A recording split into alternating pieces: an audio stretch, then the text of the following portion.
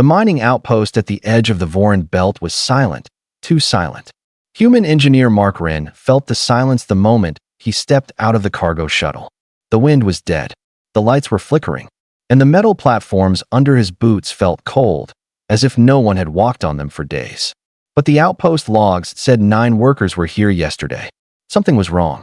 Mark moved slowly through the narrow metal corridor. His flashlight beam cut through the dust floating in the air. The deeper he walked, the more he felt eyes watching him, though every room was empty. Tools were dropped on the floor. Chairs were knocked over.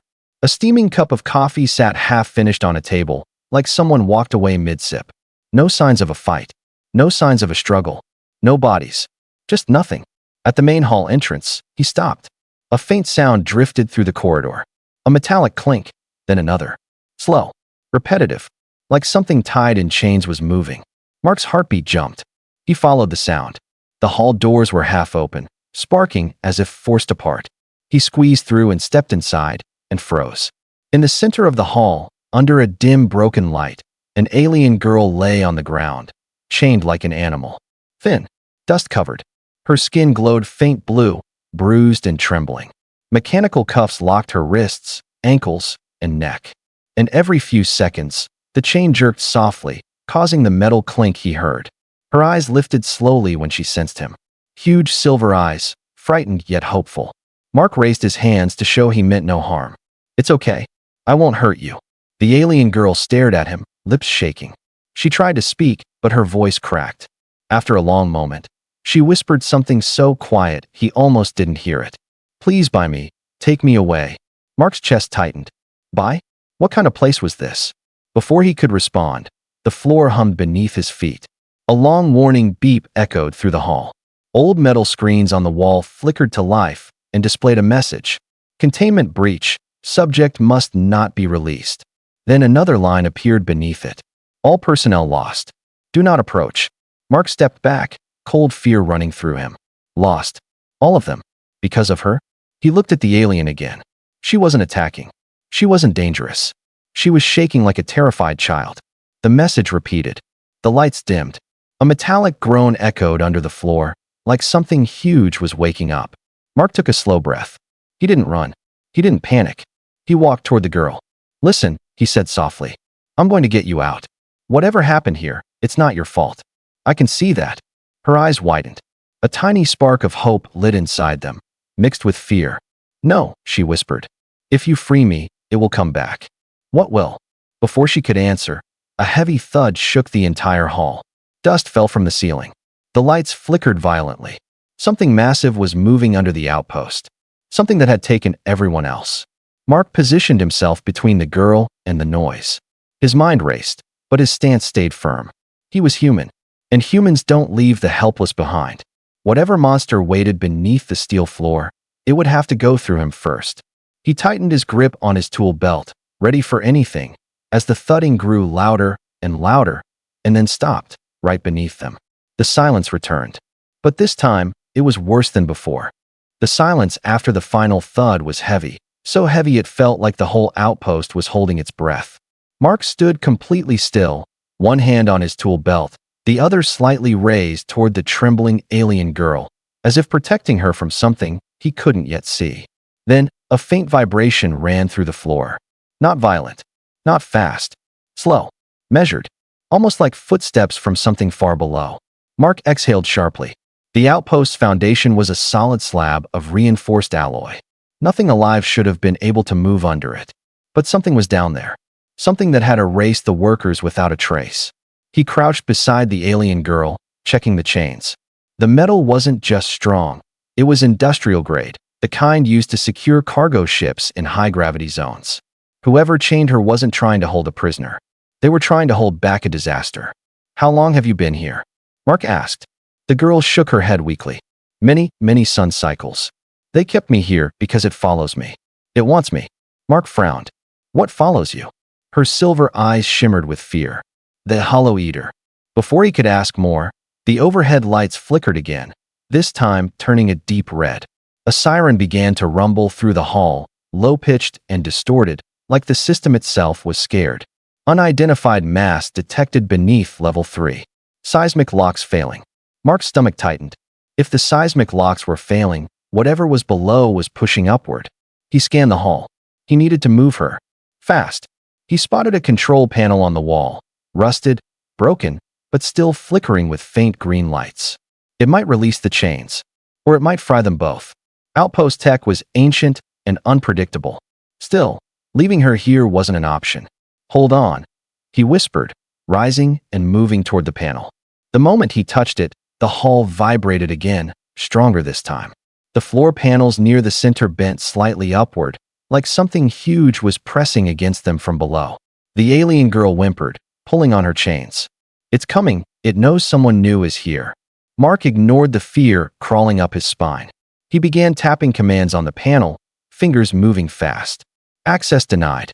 Requires commander override. Great, he muttered. The outpost shook again, harder. A loud metal crack echoed through the hall as one of the floor plates lifted by an inch. Air hissed out through the gap. Cold. Sharp. Wrong. Mark spun back to the girl. He didn't wait for permission. He reached into his tool belt and pulled out a plasma cutter. Close your eyes, he warned. Bright sparks shot across the floor as he began slicing through the first shackle. The alien girl flinched, but stayed still, trusting him. When the first cuff snapped open, the outpost almost seemed to react. A deep groan echoed beneath them. The bent floor plate rose another inch. He cut faster. Second shackle. Third. Fourth. The final neck shackle was thick, too thick to cut quickly. Mark gritted his teeth and pressed the cutter harder. The girl whispered, voice shaking. You shouldn't, you should leave me. If it takes me, maybe it won't take you. Mark didn't even look at her. Not happening. You don't understand, she whispered. Humans don't save people like me. He snorted. Guess you met the wrong humans. A loud snap. The next shackle burst open. The girl gasped, touching her throat in disbelief. No more chains. Mark reached out a hand. Can you walk? She hesitated, then nodded. But before she could stand, the floor plate in the center of the hall exploded upward, shattering like thin glass. A blast of icy black mist erupted from the hole, and something moved inside that mist. Something with too many limbs, too many glowing eyes, too many teeth. Mark pulled the girl behind him instantly. He didn't know what the creature was. He didn't know how to fight it. He only knew one thing. He was not running. Not while someone helpless stood behind him. The creature rose higher, and the real nightmare of the outpost finally showed itself. The black mist spread across the hall like living smoke, swallowing the light, crawling over the walls, snuffing out every shadow until nothing felt real anymore. Mark kept the alien girl behind him, one arm out, body tense, ready to move. The creature climbed out of the hole slowly, too slowly, like it enjoyed stretching the fear. Its limbs were long and jointed in the wrong places. Its eyes, 6 of them, glowed a pale, empty white. No pupils. No emotion. Like dead planets floating in a dark sky. But its mouth. Rows of needle-sharp teeth spiraled inward like a hungry black hole. The alien girl whispered, barely audible. That's the hollow eater. It consumes life, not bodies. Life. Her voice trembled. If it touches you, it pulls out everything inside. Mark swallowed hard. Not ideal. The creature's eyes turned toward him, then to the girl. It made a low rumbling sound, like 1,000 distant screams muffled behind metal. Mark forced a breath. Okay, stay behind me. We move on my mark. She grabbed his sleeve. You can't fight it. That's why the workers vanished. It drains them before they can scream. Mark gave a small, humorless smile. Well, let's see if it can drain someone who refuses to be drained. The creature lunged. Mark shoved the girl aside and rolled across the floor, just missing a sweeping limb that sliced the metal where he had stood. Sparks burst outward. The air vibrated from the impact. He grabbed a steel pipe from the ground, a broken support beam, and swung it hard. It hit the creature with a solid clang. The creature didn't flinch. Instead, the pipe began turning black, rotting, decaying, right in Mark's hand. He dropped it fast as it crumbled into dust. It eats energy, the girl whispered. Anything that lives, or moves, or even thinks. Mark glanced at the sparking lights above them. Electricity. Movement. Heat. He understood. Does it eat machines too? He asked quickly. The girl nodded. Anything that has energy. Okay. Good. That meant there were ways to slow it. Maybe even trap it. The creature slithered forward, mist swirling around it like a hungry storm. Mark backed up, grabbing the girl by the wrist. Come on. We need to go. He pulled her toward the emergency exit, one of the only doors still working. His boots clanged on the metal floor as the creature's limbs scraped behind them, fast and clicking like knives on steel. The hallway was narrow. If the monster followed, there'd be no room to dodge. Mark stopped suddenly and turned to the girl. What's it attracted to the most? You? Heat. Light. She hesitated. Me. It wants the energy inside my kind. That's why they chained me. Great, he muttered. Makes this easier. He pulled a small power cell from a broken console by the wall. Thumb-sized. Unstable. Very explosive. He clicked it on. The tiny device hummed loudly, glowing brighter and brighter. The Hollow Eater's eyes snapped toward it. Mark tossed the glowing power cell down the hall. The creature darted after it instantly, leaving a burning trail of cold mist. The hallway lights flickered, warped, then shattered as the creature passed. Mark didn't wait. Run! He pulled the girl down the opposite passage. Their footsteps echoed sharply as the two raced through the twisting corridors of the outpost. The walls were covered in frost from the creature's energy drain. Panels hung loose. Sparks danced along the ceiling. The entire place groaned like it was about to collapse. The girl stumbled, but Mark caught her. Keep going. We're almost at the surface lift. She looked at him with fear and disbelief. Why are you helping me? You don't even know who I am. Mark didn't slow. Don't need to know. You were chained. You were scared. That's enough. The girl stared at him like no one had ever said that to her before. Then, a gut-shaking roar echoed behind them, deep enough to rattle the corridor lights. The creature had realized the power cell was empty, and it was coming back. Fast. Mark pushed the girl ahead. The lift door appeared at the end of the hallway, glowing faint blue. Almost there. But the metal floor suddenly dipped beneath their feet, vibrating as something massive moved below them again. The girl gasped. It's rising through the pipeline. Mark grabbed her hand. Then we get there first. Behind them, the mist surged, swallowing the corridor in darkness as the creature crawled closer. Its 6 eyes glowing brighter. Its limbs scraping faster. Its hunger now fully awake. The lift door stood only a few meters away, glowing pale blue in the dim corridor. Mark pushed the alien girl forward, urging her to move faster. Every second counted now. The Hollow Eater's roar was growing louder behind them, deep, sharp, and hungry. The floor trembled again. A circular dent formed beneath their feet, rising like something underneath was pushing upward. The girl yelped and grabbed Mark's arm. It's beneath us. It's trying to reach the surface. Then we're beating it to the top, Mark said sharply. He slammed his hand against the lift panel. The old machinery groaned and sparks flickered, but the door slid open halfway. Mark shoved his shoulder into the metal, forcing it wide enough for the girl to slip through. He followed, and the door snapped shut behind them with a screech. The lift was barely lit. Only a few flickering strips glowed along the ceiling. Mark hit the up control. Nothing happened. He hit it again. Still nothing. He hit it a third time. The lift shuddered, then began to rise, slowly, painfully, like dragging a mountain behind it. The girl pressed her hands to the back wall, eyes full of fear. It knows we're moving. It will follow. Mark nodded grimly. Yeah, I'm counting on it. Just then, a violent impact hit the underside of the lift, shaking both of them off balance. Dust rained from the ceiling. The lift cables screamed as if they were about to snap. The girl gasped. It's climbing the shaft. Mark steadied her with one arm. Hold the rail. Don't fall. He pulled open a small maintenance panel on the lift wall. Behind it, bundles of exposed wires sparked softly. Not ideal, but better than nothing. Are you trying to fix it? She asked nervously. No, Mark said, trying to give it something to chew on. He ripped out a thick cable. The lift lights dimmed, and a powerful electrical hum filled the small chamber. Then the creature struck the lift again, harder this time. The floor warped upward as metal claws dug into the underside. The lights flickered madly. Mark shoved the exposed cable against the metal floor. A blast of electricity surged downward like lightning. The creature shrieked. A horrible, warping sound echoed up the shaft, like a dying star screaming. The girl covered her ears. The lift walls vibrated violently.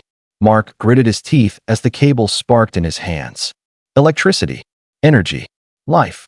The monster fed on it, but not pure, raw electrical discharge. That stunned it. maybe even slowed it. Mark held the cable steady until the shrieking faded, replaced by a low rumble.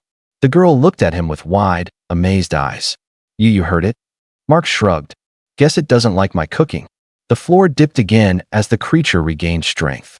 The lift jerked and slowed. They were still far from the surface. Come on, Mark muttered. Move. The girl peeked upward, her breathing sharp and fast. What if it reaches us before we get out? Mark checked the distance indicator. Still 2 levels to go. Too slow. We need to buy more time, he said. He opened the emergency ladder hatch above them and climbed halfway out, peering up the shaft. The air tasted metallic, cold, corrupted. Below, the creature was climbing the shaft walls, slithering upward with terrifying speed. Mist filled the air, swirling around it like a living storm. Mark ducked back inside the lift. We're not going to outrun it. The girl swallowed hard. Then what do we do? Mark scanned the cramped lift, the cables, the failing motor, the rising mist, the trembling walls. His mind raced. We fight smart, he said softly. Not fast. He grabbed a toolbox from the corner and dumped it open. Old tools clattered across the floor. He picked one, a heavy fusion wrench, and jammed it between the top hatch and the lift frame. What are you doing? She whispered, stopping the lift for a moment. The lift screeched as it halted between levels, wrench locked in place. The creature's claws scraped closer, the mist climbing like a cold wave. Why stop? She asked. Mark pointed to the shaft above them. Because this lift has an emergency crush system. If something blocks it when it restarts, it'll drop. Her eyes widened. You want to crush the Hollow Eater? Not kill it, Mark said. Just slow it. And maybe break a few of its creepy limbs. He grabbed the wrench. Ready? Ready, she whispered, though she clearly wasn't. Mark yanked the wrench free. The lift shot upward. The creature roared as it lunged toward them. And the entire lift dropped suddenly. Hard. Fast. The girl screamed. Mark held her tight. Metal and monster collided below in a thunderous crash that shook the entire shaft. For a moment, just a moment, the creature went silent. Mark exhaled shakily. That bought us a few seconds. Let's hope it's enough. The lift resumed rising, faster now, shaking violently. Above them, the faint blue glow of the surface. Platform finally appeared. They were close, but the silence below didn't last. The monster was waking again. The lift screeched as it reached the top platform, slamming into the docking clamps with a heavy metallic thud. The doors jerked open, releasing a sharp wave of cold air mixed with dust. Mark grabbed the alien girl's hand and pulled her out fast. They stepped into the upper deck, a wide circular control area with tall windows overlooking the barren surface of the Voron Belt moon. Everything was quiet. Too quiet. Desks were overturned. Screens were cracked. A chair was still spinning slowly in place, like someone had jumped out of it moments before disappearing forever. No bodies. No blood. Just absence.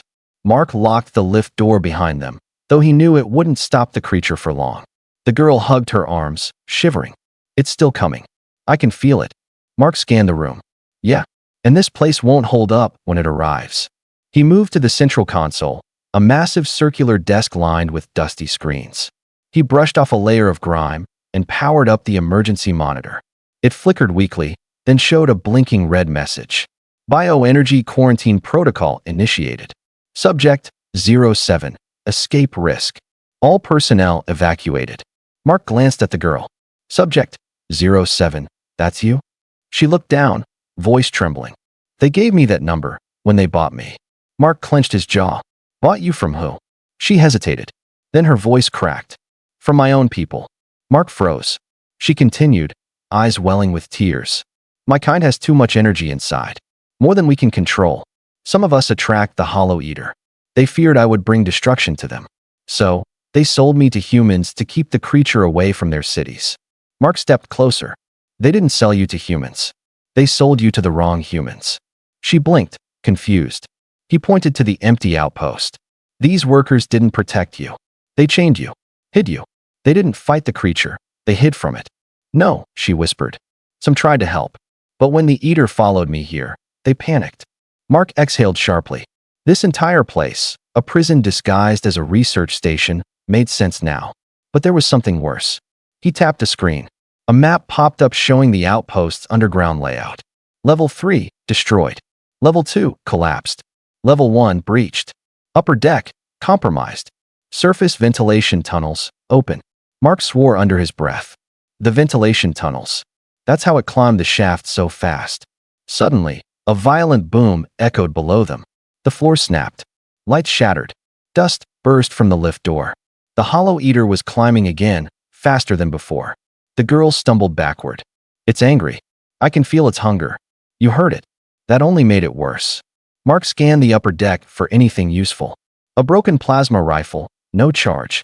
A collapsed storage closet, useless. A power module under the console, extremely unstable. And a large emergency blast door leading to the surface. We're going outside, Mark said. The girl looked terrified. But it will follow us. Exactly. He pointed to the power module. It eats energy, right? Then we give it a meal it can't handle. She shook her head. That module, it will explode if disturbed. Perfect. The floor buckled again as huge claws pierced through the lift door metal. Mist surged in, swirling madly. The creature's 6 pale eyes shone like cold moons. Mark grabbed the module with both hands. Sparks flew instantly. The device hummed louder and louder, almost vibrating out of his grip. It wants energy? Give it too much, Mark said. The girl looked horrified. If it absorbs that, it could level half this outpost. Not if we take it outside first. Together they sprinted toward the surface blast door. Mark shoved the heavy lever. The door groaned, then began sliding open, revealing the barren, windy surface of the moon. Behind them, the lift door exploded outward.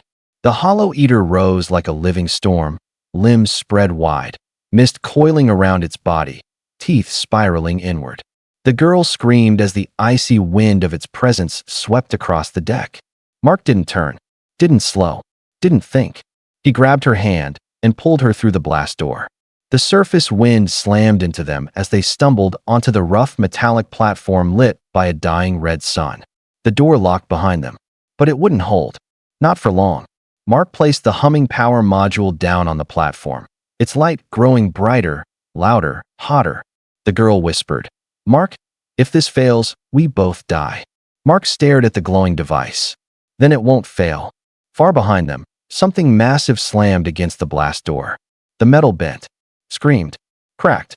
The Hollow Eater was almost through, and Mark had seconds, maybe less, to make a plan no human had ever survived attempting. The blast door behind them bulged outward as something slammed against it from the other side. The metal bent like thin foil. Dust fell from the frame. The alien girl held her breath, trembling as she stared at the shaking door. Mark didn't look back.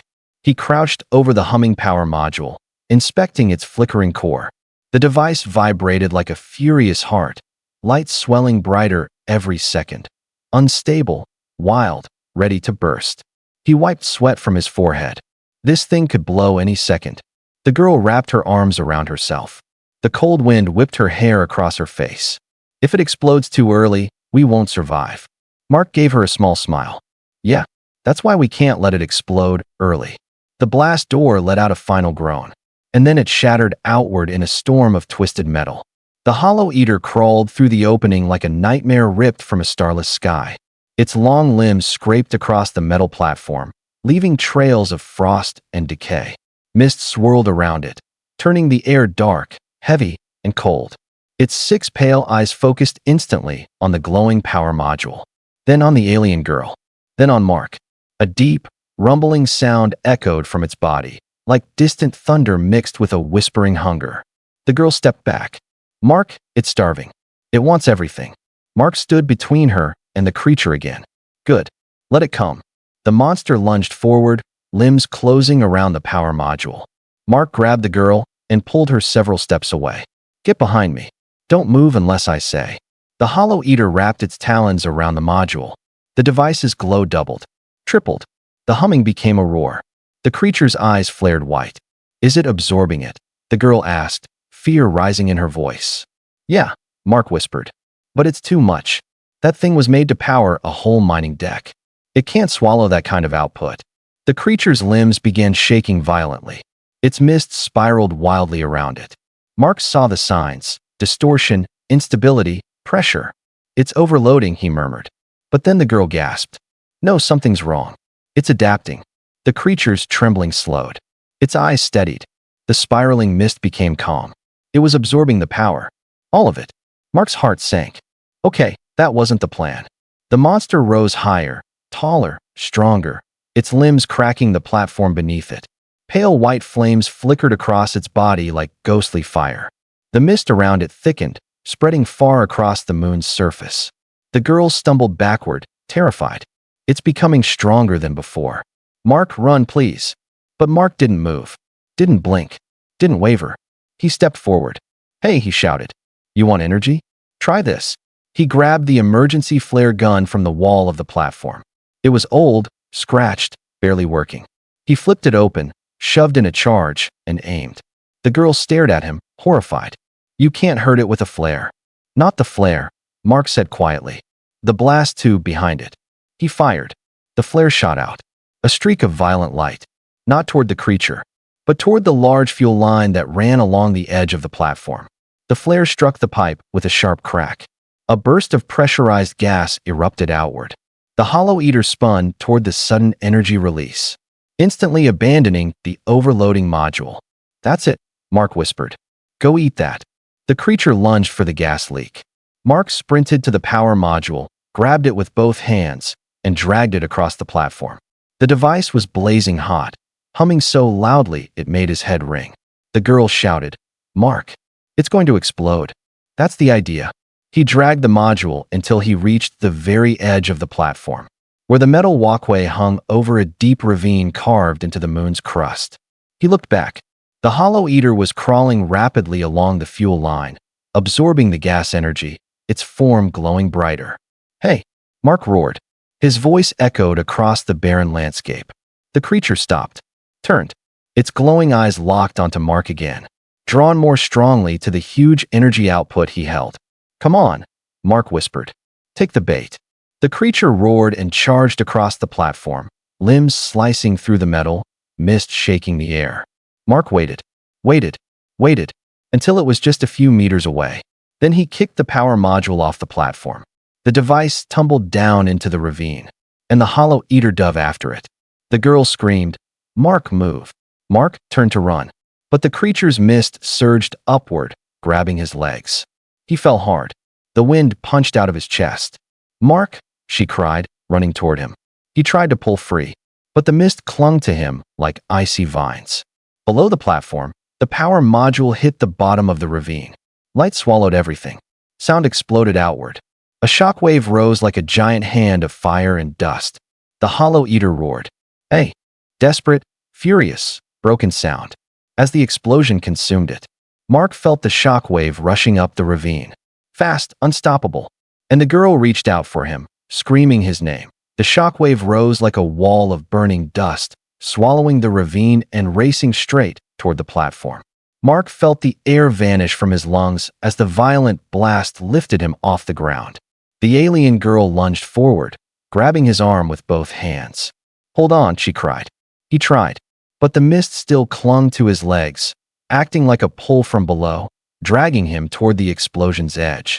The girl planted her feet, gripping him harder. Her small frame shook against the powerful wind. I won't let you fall. I won't. The shockwave hit in full force. The platform groaned. Rails snapped. Panels ripped loose and flew into the sky. Mark's fingers began to slip from her grip. He shouted her name, but the wind swallowed the sound. Then, a sudden surge of warmth radiated from her hands. Not heat, not fire. Energy. Pure, bright, glowing energy. Her skin glimmered with pale blue light, swirling across her arms like living threads. The glowing marks spread across her shoulders, her neck, her cheeks, like lines of power waking after long sleep. Her eyes widened in shock. I can't control it. Mark realized what was happening. The Hollow Eater was gone, and without it draining her, her own energy was rising from deep inside. The mist around his legs evaporated instantly as her energy pushed it away, crackling through the air like a protective shield. The blast wave slammed against her glowing aura and broke apart, splitting into harmless dust that drifted around them like dying sparks. Mark fell back onto the metal platform, coughing hard. The girl collapsed beside him, breathing fast, the light slowly fading from her skin. For a long moment, Neither spoke. The world was quiet. Strangely quiet. As the explosion's echo faded into the thin air of the moon. Finally, Mark pushed himself up and looked over the edge. The ravine was filled with smoke and glittering dust. No mist. No movement. No monster climbing back. "It's gone," he whispered. The girl hugged her knees, trembling. "I didn't mean to use my energy. I didn't know it was inside me." Mark sat beside her. "You saved my life." She looked up slowly. "And you saved mine. Twice." Mark gave a small smile. "Guess we're even." She stared at her glowing hands. "My people sold me because they feared this power. They thought it would bring destruction." Mark shrugged. "You used it to protect someone." "That doesn't sound like destruction to me." A soft silence fell over them. For the first time since Mark arrived at the outpost, the air felt still, calm, almost peaceful. The red sun was sinking toward the horizon, painting the metal structures with a warm, fading glow. The girl turned to him. What happens now? I have no home to return to. No people waiting for me." Mark stood and extended a hand toward her. She hesitated, then took it. "You're not going back to a cage," he said. "Not to chains. Not to fear." Her silver eyes softened. "Then where do we go?" Mark looked at the barren landscape, then up at the faint shimmer of distant stars. "Anywhere," he said simply. "Anywhere you want. Humans travel a lot more than people think." She blinked in surprise. "You'd let me come with you?" He smirked. "Let you? I'm pretty sure you saved us both back there. You're coming because you earned it." A soft, shy smile touched her lips, maybe the first genuine one she'd given in her entire life. But the moment of peace didn't last long. A static crackle buzzed suddenly through Mark's earpiece, something he thought was broken earlier. "Engineer Wren? Mark Wren? This is Command Vessel Horizon. We detected an explosion the size of a mining reactor. Are you alive?" He tapped the device. "Yeah, barely. Status?" Mark glanced at the girl, then back toward the devastated ravine. "Complicated," he said. "We'll need pickup. And I'm not alone." "Static." Then a cautious reply. "Understood. Sending a shuttle." The girl looked nervous.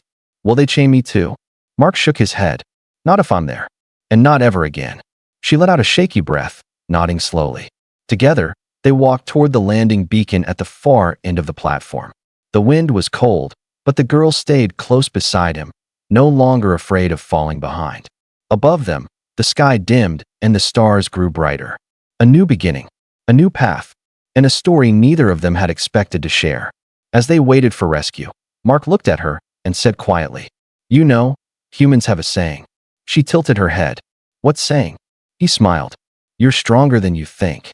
Her eyes shimmered as the shuttle lights appeared on the horizon, marking the end of one nightmare and the beginning of something far bigger. The Yandi, or perhaps the beginning of the next chapter.